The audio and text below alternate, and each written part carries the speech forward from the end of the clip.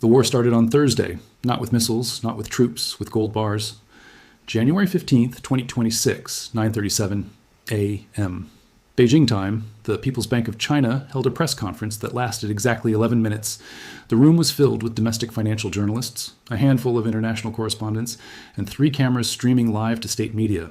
The deputy governor stepped to the podium, adjusted his glasses, and read from a prepared statement. The English translation, which was released simultaneously, contained 183 words, and buried in paragraph 3 between routine updates about foreign exchange reserves and monetary policy adjustments was a single sentence that detonated the global financial system. Quote, effective February 1st, 2026. The People's Bank of China will offer foreign central banks and sovereign wealth funds the option to store gold reserves in Shanghai-based vaults with settlement in renminbi, providing full insurance, auditing, and repatriation guarantees equivalent to London Bullion Market Association standards. End quote. One sentence, 47 words. And in those 47 words, China just declared war on the United States dollar. Not a trade war, not a currency war, a reserve currency war, World War III of finance. And it started not with a bang, but with an invitation. An invitation for every central bank on earth to move their gold from New York and London to Shanghai. To move their reserves from dollar-denominated accounts to renminbi-denominated accounts, to exit the Western financial system and enter the Chinese financial system, and to do it with full legal protection, full insurance, and full access to their metal. This is not posturing.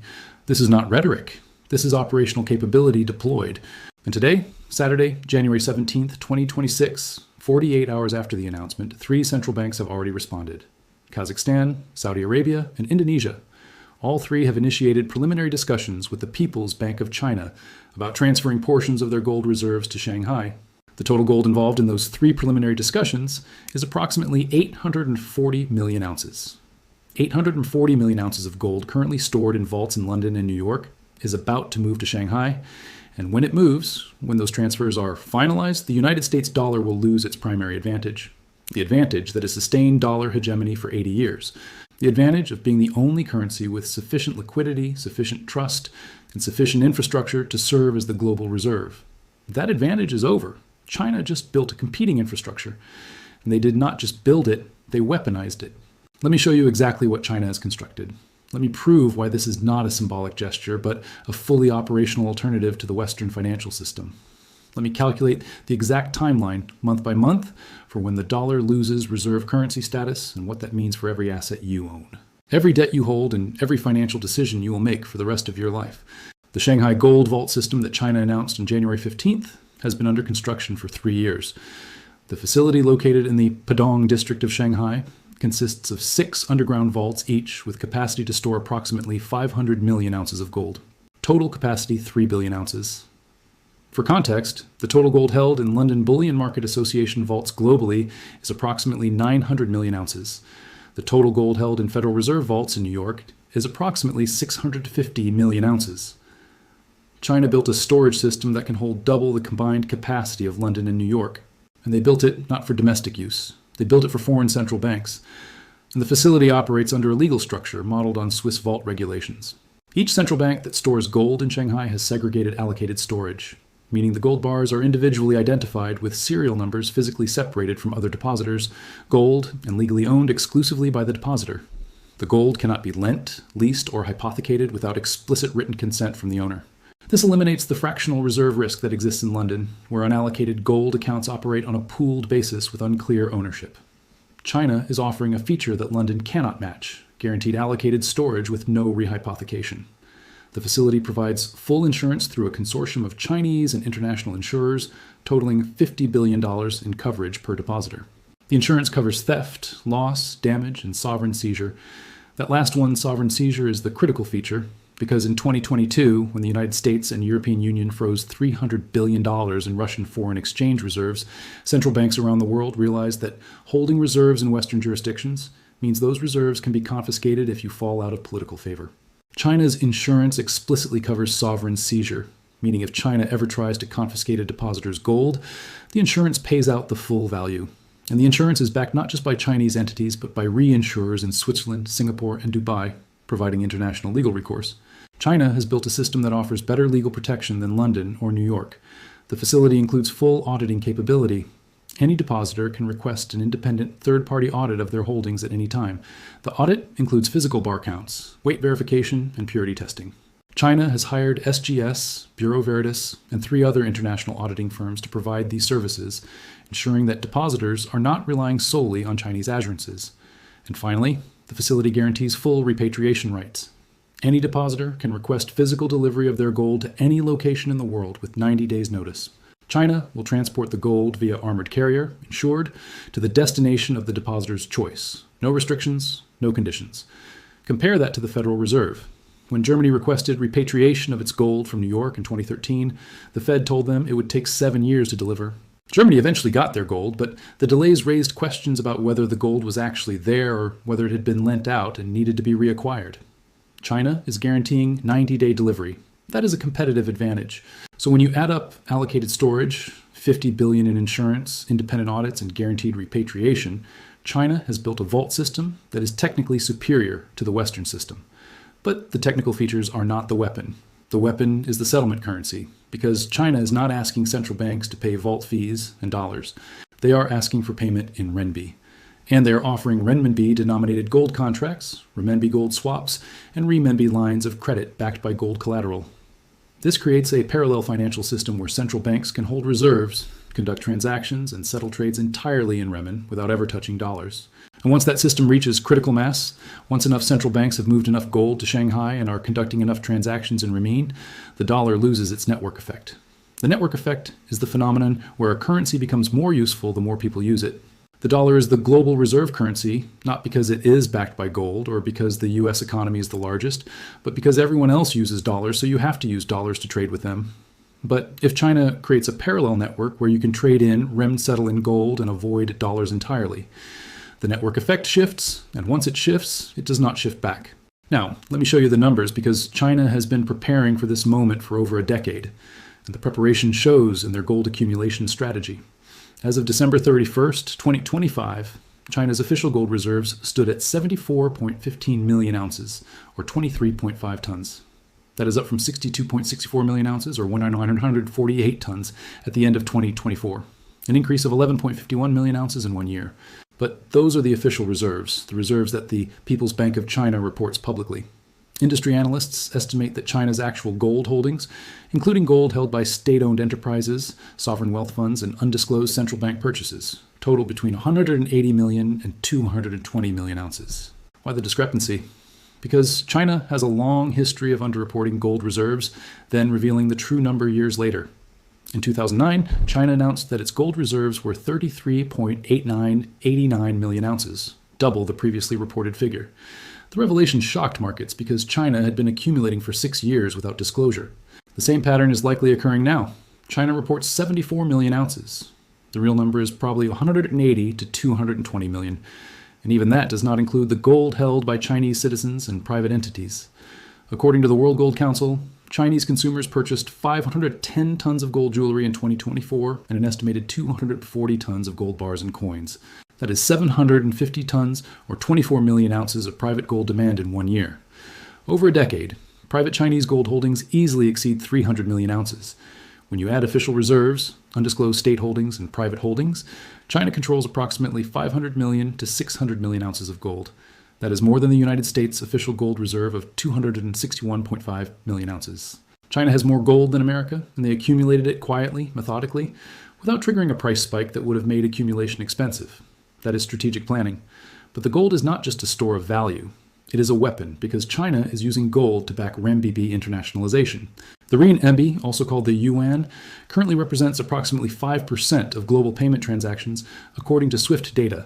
That is up from 3% in 2024. 5% does not sound like much until you realize the dollar represents 56% and the euro represents 20%. 5% makes the renminbi the 5th most used currency globally, ahead of the Japanese yen and the British pound. But 5% is not enough to challenge dollar dominance. China needs the renminbi to reach 15 to 20% to create a viable alternative. And the way to do that is to back the renminbi with gold, not a formal gold standard. China is not going to make the renminbi convertible to gold at a fixed rate that would constrain monetary policy. Instead, China is creating an implicit gold backing. They are saying to central banks, If you hold RMB, you can convert those renminbi to gold through our Shanghai vault system at market prices. You do not have a legal guarantee of conversion, but you have operational capability. That makes the renminbi a quasi-gold-backed currency. And when central banks compare holding dollars, which are backed by the full faith and credit of a $36 trillion indebted government, versus holding RMB, which can be converted to physical gold stored in Shanghai vaults, the calculus changes. Gold-backed renminbi becomes attractive. And once central banks start diversifying reserves into renminbi, once they start using renminbi for trade settlement, once they start holding renminbi denominated bonds, the dollar's share of global reserves declines. And that decline is already happening. According to the International Monetary Fund, the dollar's share of global foreign exchange reserves fell from 62% in 2020 to 56.3% in the second quarter of 2025, a 5.7 percentage point decline in 5 years. That is the fastest decline since the euro was introduced in 1999, and the decline is accelerating. In 2025 alone, the dollar's share fell 1.4 percentage points. At that rate, the dollar falls below 50% by 2028. Below 50% is the tipping point. That is when the dollar stops being the dominant reserve currency and becomes one reserve currency among several. And when that happens, when the dollar loses dominance, the consequences for the United States economy are catastrophic. Let me explain the consequences step by step, because most people do not understand what reserve currency status actually provides. Reserve currency status means that foreign central banks, foreign corporations, and foreign investors hold dollars and dollar-denominated assets as savings. They hold U.S. Treasury bonds. They hold dollar bank deposits. They hold dollar-denominated corporate bonds and equities. The total amount of dollars and dollar assets held by foreigners is approximately 33 trillion. For context, that is larger than the entire U.S. gross domestic product, which is 29 trillion. Foreigners hold more dollar assets than the entire annual output of the U.S. economy. Why? Because the dollar is the global reserve currency. It is the safe asset. But if the dollar loses reserve status, if central banks start diversifying into renminbi and gold, they sell dollar assets and buy renminbi assets in gold. What happens when you sell $33 trillion worth of assets? Prices collapse. Treasury bond yields spike. The dollar crashes. Interest rates in the U.S. explode because the U.S. government can no longer borrow cheaply. Right now, the U.S. government pays an average interest rate of approximately 3.5% on its debt. With $36 trillion in debt, that is $1.26 trillion in annual interest payments. If reserve currency status is lost and foreigners sell treasuries, yields could spike to 7 to 8, 10%. At 10% average interest rate, the annual interest payment on $36 trillion is $3.6 trillion. The entire federal budget is currently $6.8 trillion. Interest payments alone would consume 53% of the budget. That is unsustainable. The government would face a choice: default on the debt, cut spending by half, or print money to pay the interest. We know which choice they make. They print. And when they print $3.6 trillion per year just for interest, hyperinflation begins. Not 5% inflation, not 10%, 30, 40, 50% annual inflation. The value of the dollar collapses domestically and internationally. Savings evaporate. Purchasing power is destroyed. The middle class is annihilated. This is not hypothetical. This is the mathematical outcome. When a country with $36 trillion in debt loses reserve currency status, and China's gold vault announcement is the mechanism that triggers that loss.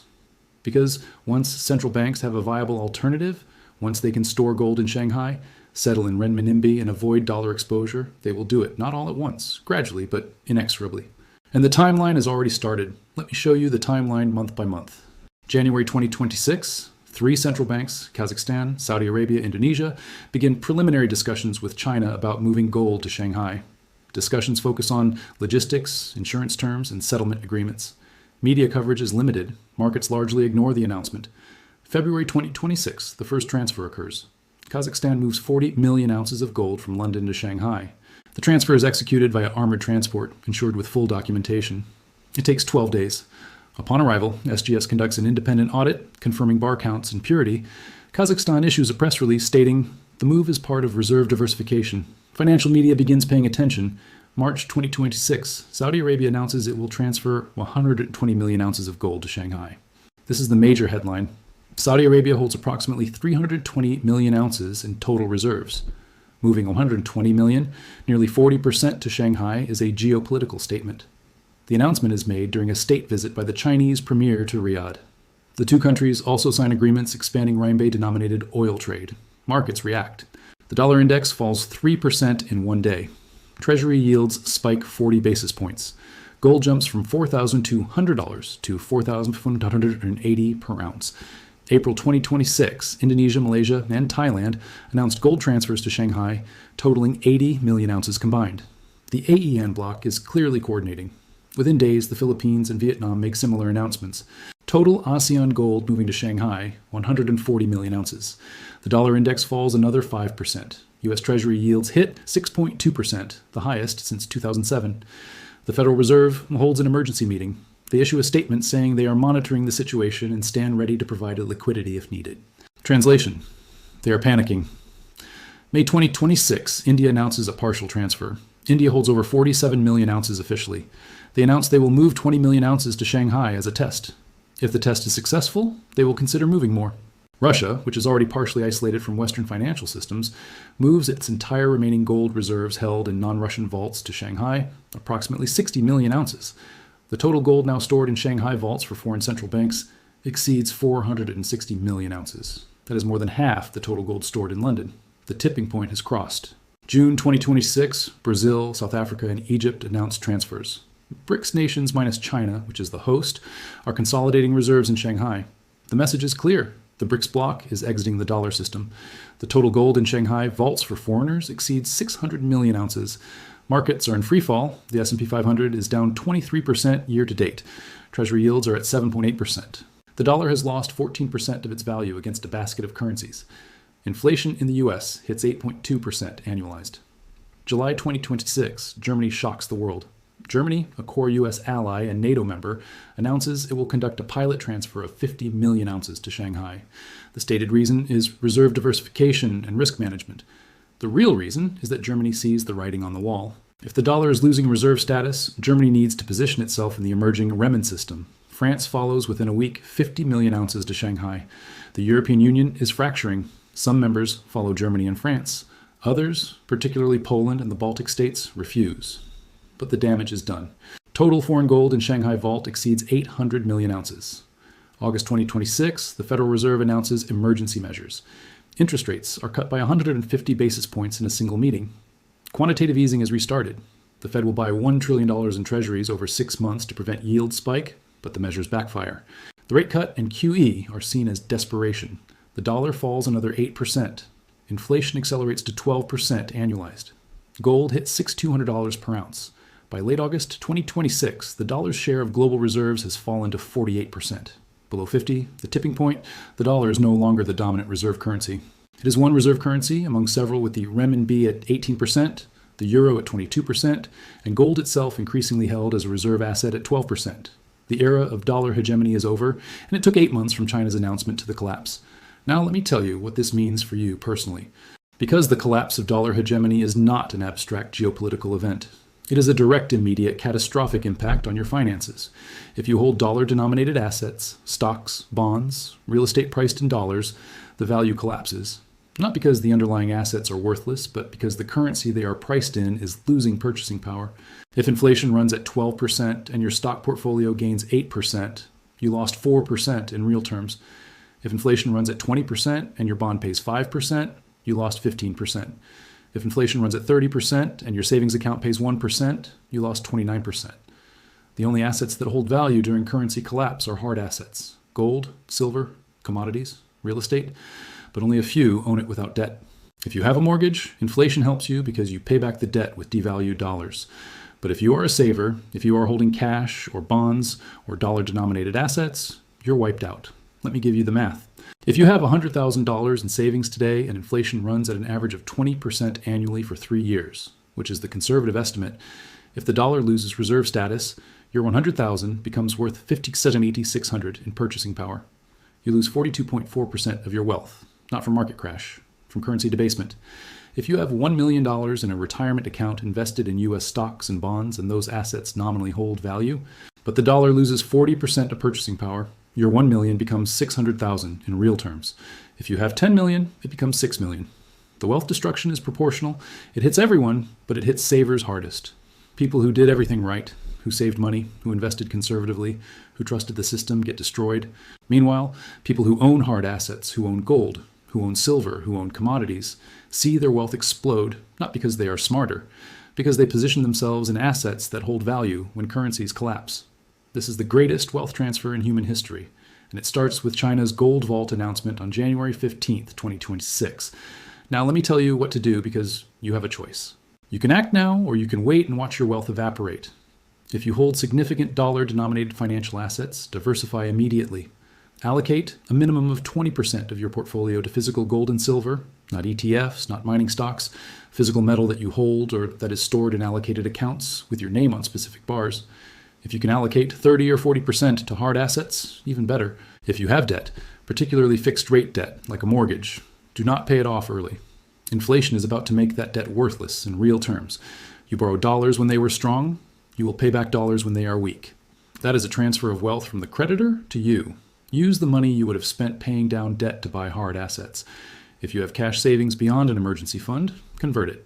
Do not hold large cash balances. 6 months of expenses in cash is reasonable for emergencies. Everything beyond that should be in hard assets or inflation-protected securities. If you own a business, start accepting payments in multiple currencies. Offer discounts for payments in euros, renminbi, or even Bitcoin.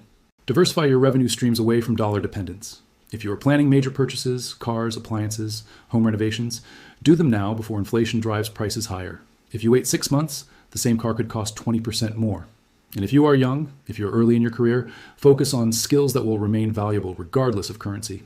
Tradespeople, electricians, plumbers, carpenters will always have work. Computer programmers, engineers, medical professionals, always in demand.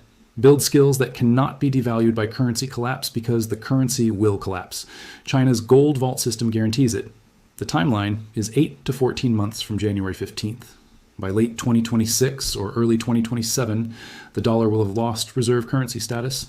And when it does, when foreign central banks and investors dump $33 trillion in assets, the collapse will be swift and brutal. This is not a recession. This is not a correction. This is the end of an 80-year system. The system that began in July 1944 at Bretton Woods, when the dollar became the global reserve currency backed by gold.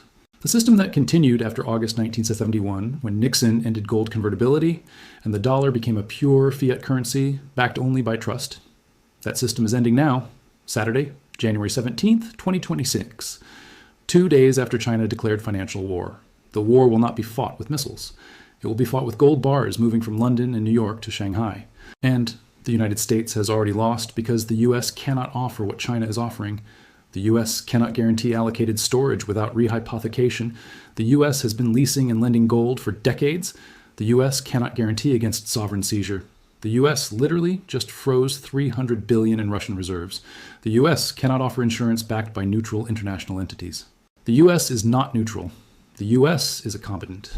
China, by contrast, has built a system that is technically superior, legally sound, and politically advantageous for any country that wants to exit dollar dependence. And once the first major transfers occur, once Saudi Arabia moves 120 million ounces, once Germany moves 50 million, the cascade begins. Other countries see the train leaving and they rush to get on board.